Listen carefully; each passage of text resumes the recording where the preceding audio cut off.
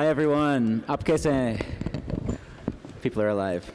So, quick introduction. I'm Zach Marks. I'm a co-founder of GIA, where we are working to expand financial access around the world, providing fair, flexible financing to small businesses, and we do that sourcing our capital on chain. And a big piece of that is that we've been working with Celo to fund some of our loans to small Kirana store owners and chaiwalas around the world. And so that is, I think, why I have been blessed with the privilege of moderating today's panel with Rene.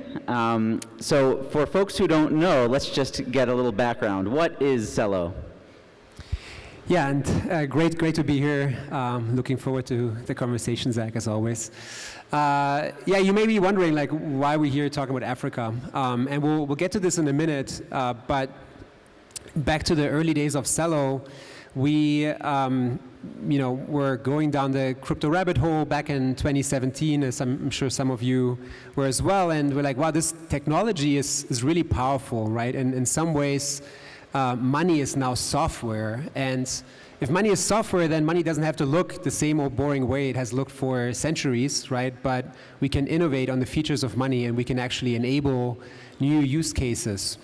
And some of these use cases that we thought about, like universal basic income, minting money into existence, having sort of, demurrage as a feature of money to kind of encourage spending and sort of, scenarios where you would want that.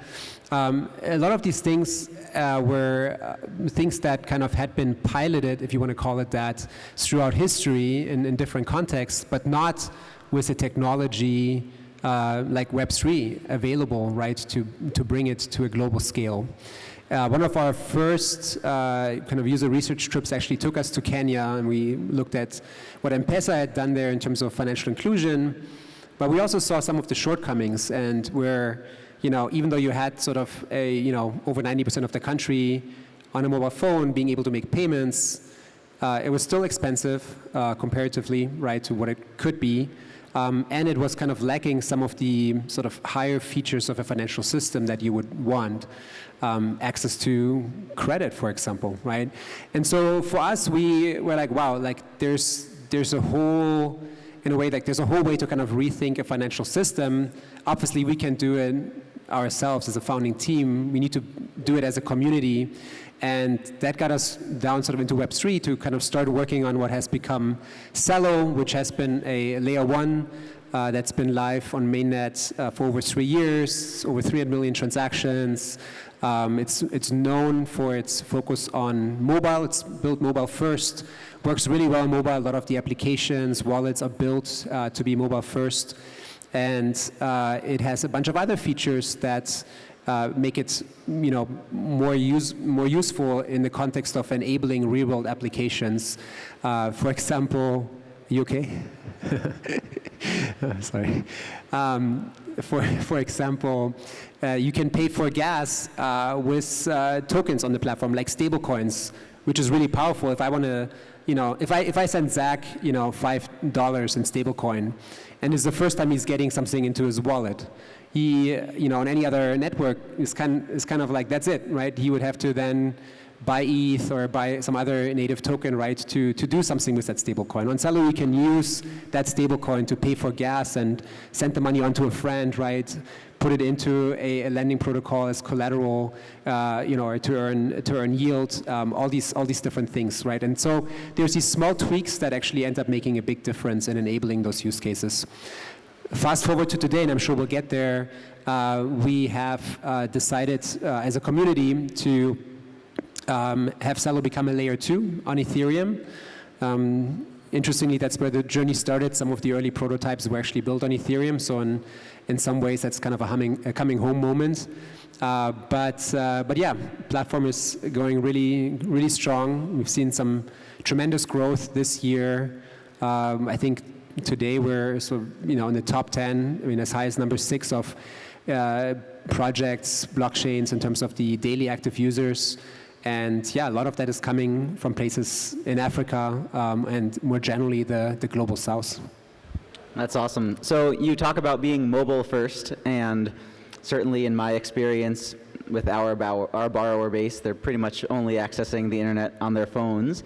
And a really exciting recent piece of news from the Celo world, I think, was the launch of your partnership with Opera, which is a mobile-first experience. Maybe you can tell the audience a bit about that.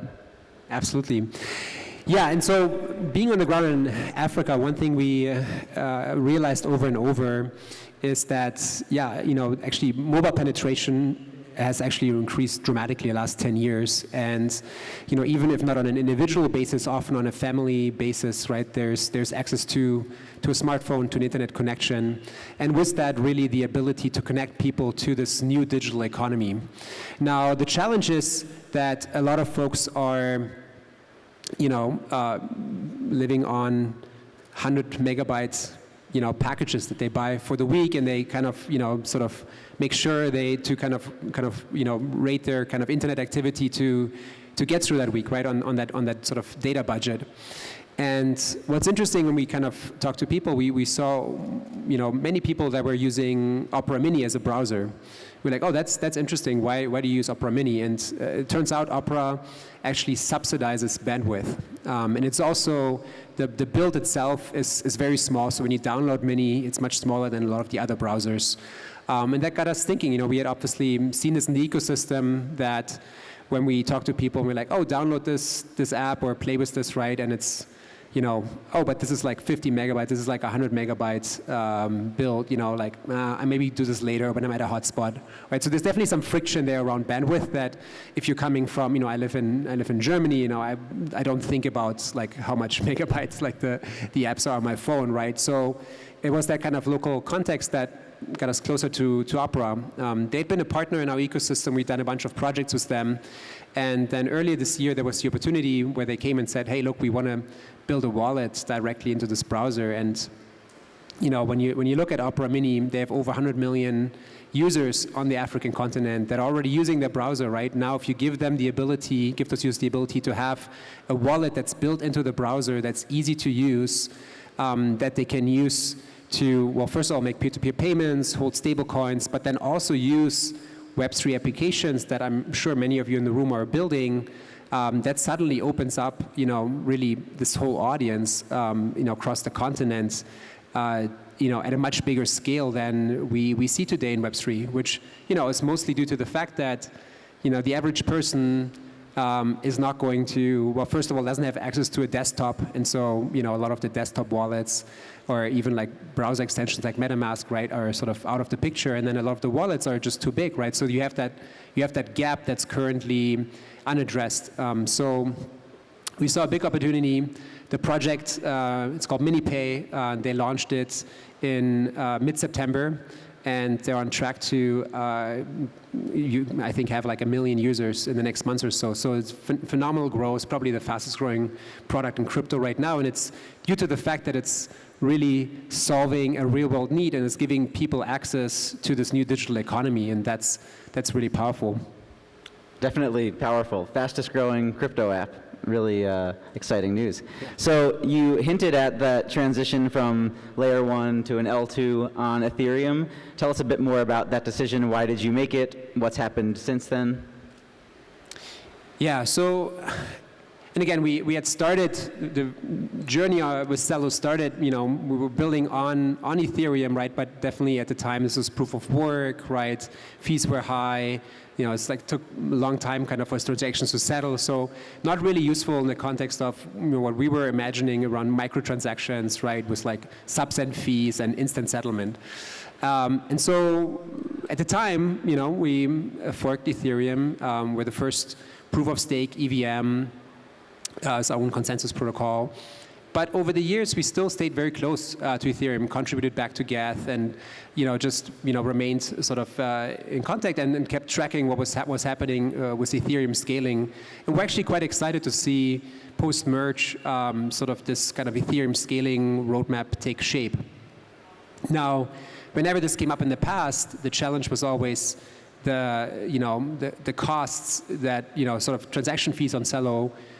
Kind of just given the additional cost of data availability would have gone up quite significantly. And that would have been really we would not have worked for a lot of the applications built on Celo.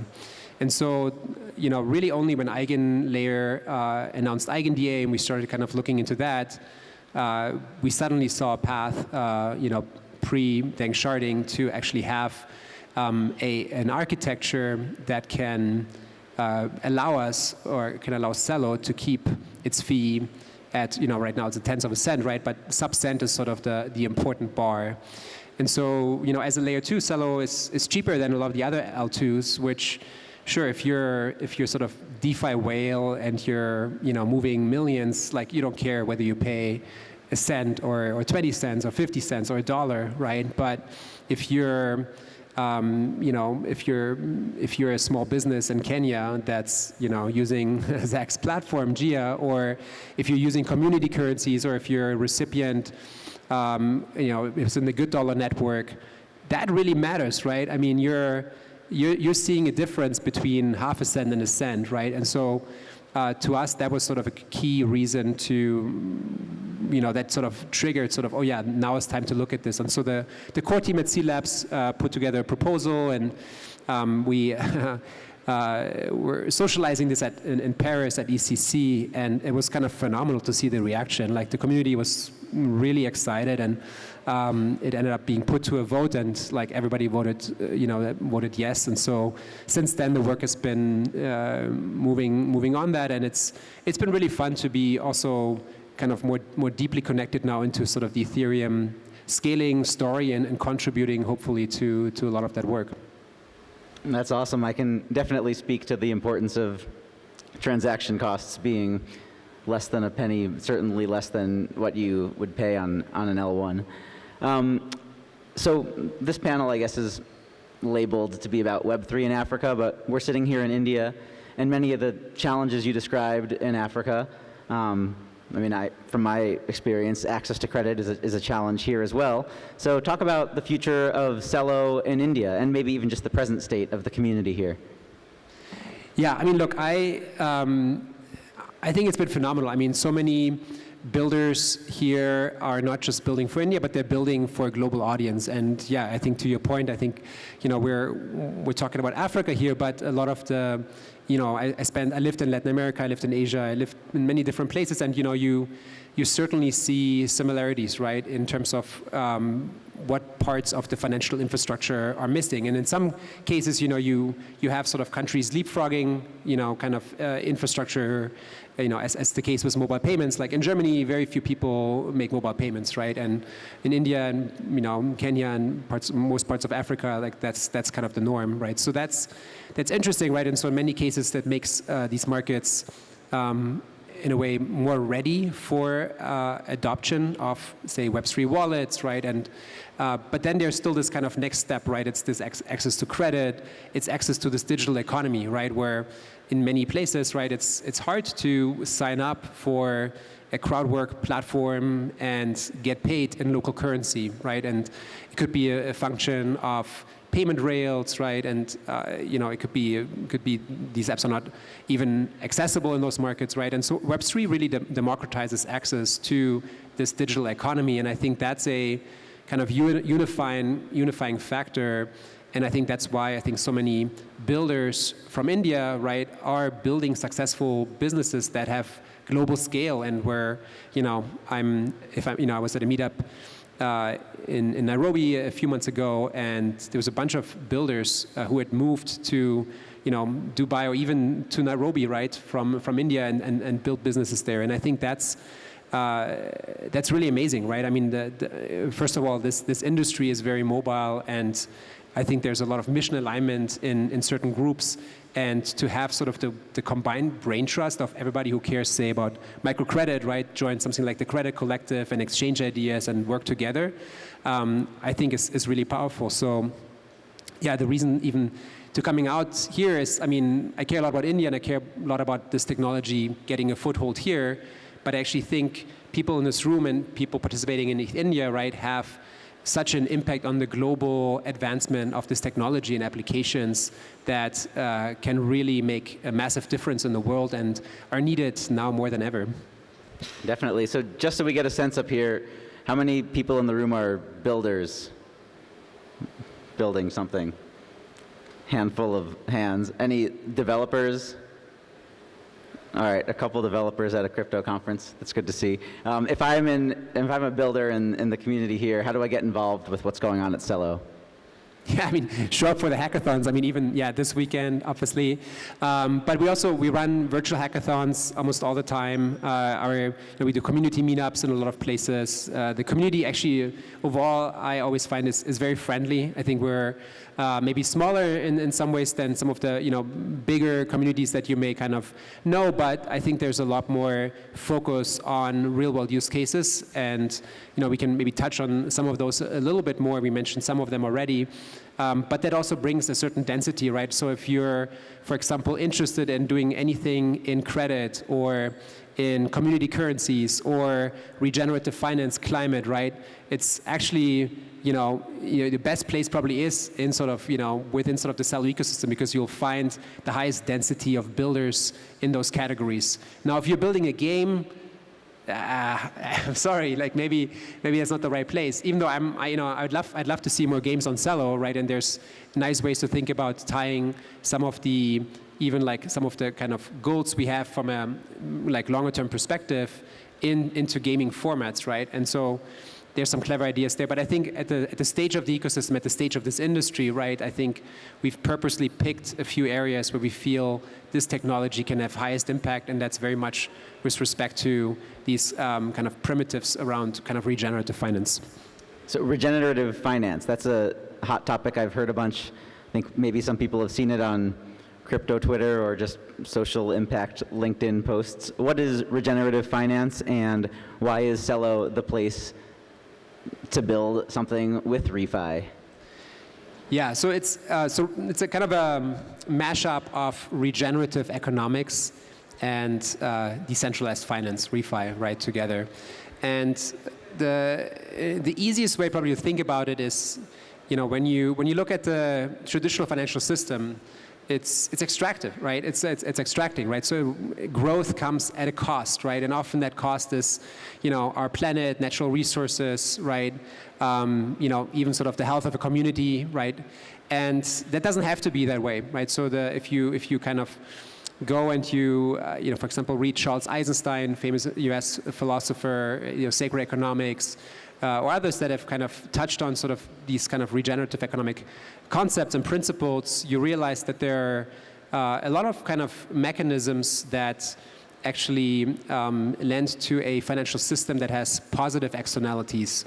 And so what I mean by that is, imagine for example, a currency that the more the currency is in use or being used, the more natural resources are preserved, right? And it kind of sounds maybe a little bit esoteric and abstract. You're like, sure, but how, right? And 5 to 10 years ago, those concepts were quite out there, right? And it wasn't really, something that was very tangible. But then over the last few years, people have started tokenizing natural resources, there's big projects that are tokenizing, for example, rainforests, right, or, other natural assets, bringing them on chain. And now you could imagine folks here familiar with Maker or other kind of decentralized stablecoins, right? You could imagine a stablecoin on Celo. There's a project called Mento that is pioneering this, where you take these tokenized natural assets and you use those as collateral for stable currencies like, dollar-backed, euro-backed, Indian rupee-backed stable coins that then, the more they're used, the more of the stable coins are in circulation, the more of there's more demand for the underlying tokenized real-world assets. Hence, that rainforest that's tokenized is being preserved, right, and not, deforested. So that's really powerful, and it's possible today, and it's happening today, and people are building that infrastructure, and I do see a future where people, when given the choice between, say, two currencies, right, they'll pick the one that heals the planet versus destroys the planet, right? And so I think that's sort of maybe more aspirational now, but we're certainly on a path there, and I could see that be just one of the many use cases that Web3 can uniquely enable. it's really inspiring to hear, and it also sounds almost like science fiction in some ways. You know, there's this book, Ministry of the Future, where they have to save the planet from burning by basically issuing this carbon coin. And that's really, it sounds like some of what you're talking about within the Celo ecosystem. And so really what you're doing, you're taking this science fiction future and making it happen in the real world today. And you've talked about different real world use cases you're excited about. What's one of them within Celo that you're seeing that people should know here? It's hard to pick one. I love it when we sort of get crossovers between climate action, climate finance, and sort of decentralized finance, right? And so one example right now that I think, or I see a lot of potential for going into next year is this concept of a conservation basic income. And so the idea is that people are getting paid kind of micropayments for doing tasks like measuring biodiversity or kind of doing other kind of work in protecting natural resources, right? That effectively when you think about climate action, climate finance, I mean, COP right now is happening, right? So this is all over the media, right? And people are sort of, debating whether carbon credits are good or not. You can have your opinion on that, but ultimately carbon credit is just a proxy, right? And I think Web3 can make tokenizing carbon credit can have a positive impact in terms of bringing more transparency, but maybe that's not the end goal. Maybe rather than just having better carbon credits, we can go one step further, right? And directly bring money to the communities that are preserving the natural assets that are carbon sinks. And so, yeah, there's a few projects that are pioneering this kind of idea, including Gainforest and Sylvie. Sylvie is interesting. You get paid for planting trees, and there's kind of the whole life cycle of the tree, where there's sort of kind of ongoing payments to the people that are taking care of them. So really beautiful to see this technology being used to create kind of these also new use cases or new business cases, right? Because that would have been, I think, just impossible to build with sort of Web2 tech. Yeah, so that for me, that crossover feels very powerful because we can sort of, in a way, like have micro work or have access to this digital economy or access to more people being able to make money and be, economically kind of growing, building wealth, but at the same time, it's tied to the world that Celo enables look like. Wow, 10 years is like 100 years in real life. We can pull it 10 back. years in Web3 is 100 We can say 5 years. Yeah, but it's good. Yeah, and I think it's actually like it's helpful to do that. If you're working in the space, right, to kind of pull yourself out and try to take that longer look, because it's too easy sometimes to get caught up in sort of the roadmap, the exactly, sprint, like what's whatever. happening right now with this scaling technology and ZK, whatever. But if you zoom out, I think you see a few clear trends, right? And despite sort of bull markets, bear markets, right, you have just a kind of graph that points up in terms of people being onboarded to this new world, right? People being comfortable using wallets. The tech that's underpinning those wallets is getting better and better. We mentioned MiniPay. As people sign up for MiniPay, Mini is an Android browser.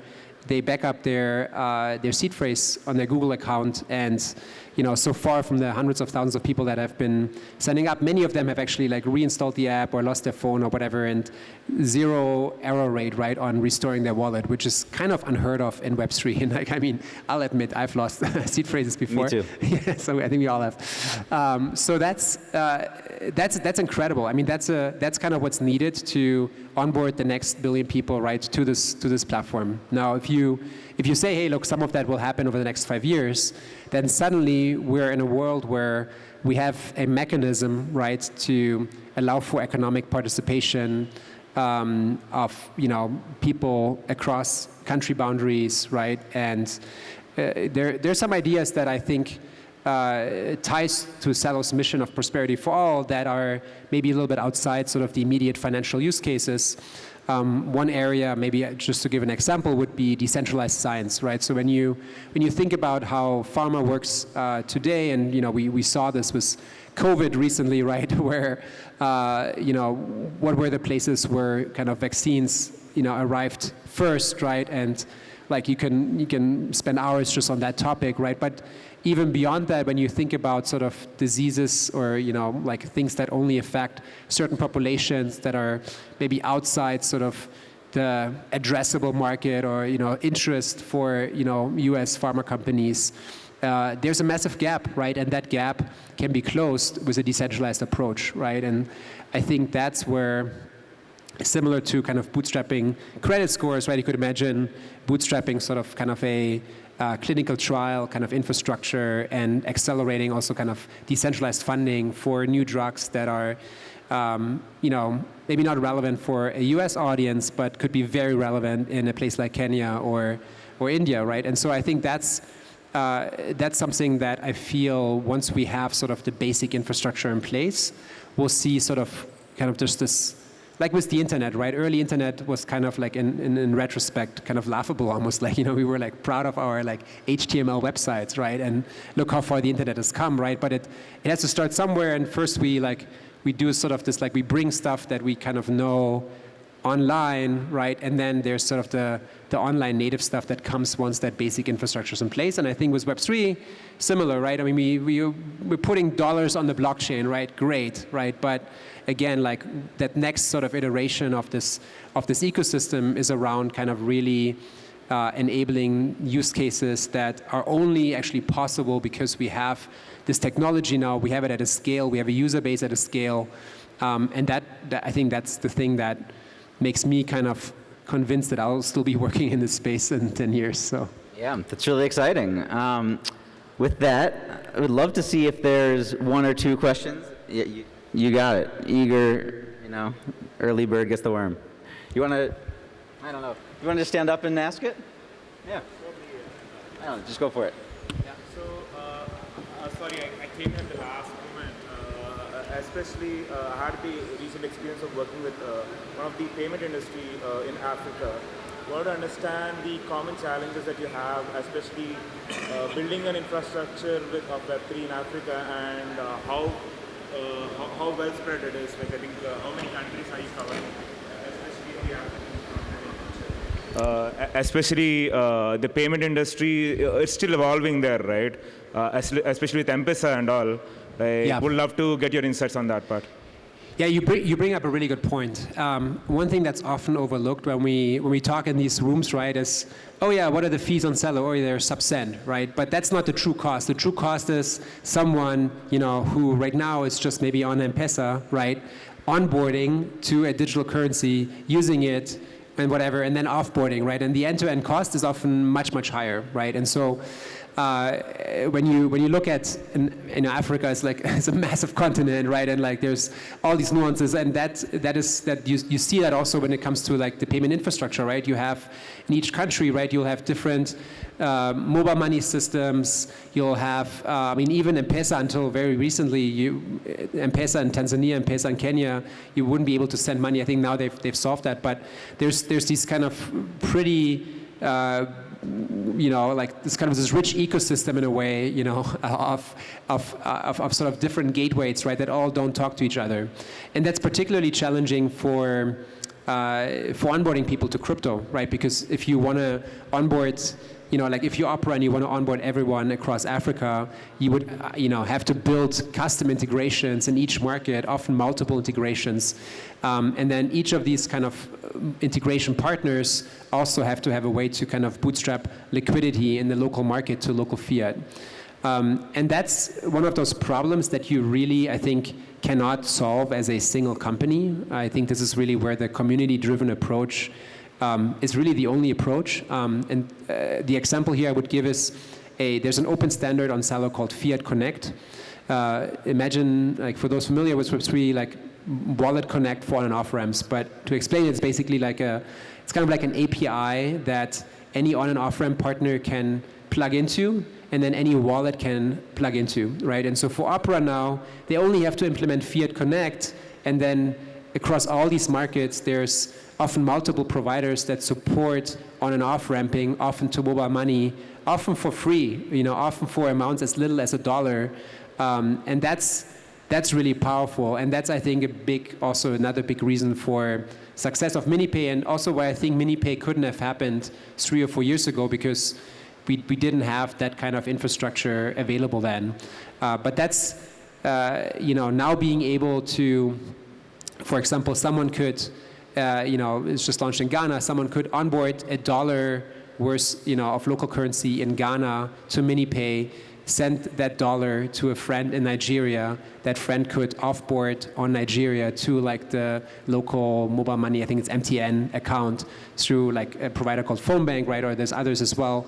And at zero cost, right, end to end. And then the true cost really is just the on-chain fee, which is about 1/10 of a cent right now, right? So that's when payments are fun, right? Also, these things happen in seconds. But until recently, that was like a pipe dream, right? And maybe it was possible in certain corridors by a single company that has tightly controlled that corridor, right, and sort of the on-off ramps, but certainly not in sort of a global, cross-border fashion. So yeah, very, very good question. Thanks. Amazing. I think we have time for one more, and maybe you can pass the microphone over there. Thank you. Zach, interestingly, this is the third panel I'm attending, and I'm second one of yours. Great panel, and big fan of Rene and Marek, the kind of work you guys are doing. My question to you is, you spoke about decentralized finance and enabling it to people. What sort of infra support have you got for the last mile? I think I asked this question to Zach as well. Is there enough infra support to kind of connect the end users who are not, let's say, Web3 native or do not understand what on-ramping or off-ramping is? Because at the end of the day, we are doing settlements using our chain, right? That's what is happening in the back end. So when we talk about infra support to onboard these users onto Celo, what sort of support do you guys have right now? And is there somebody building, or are you open to collaborations?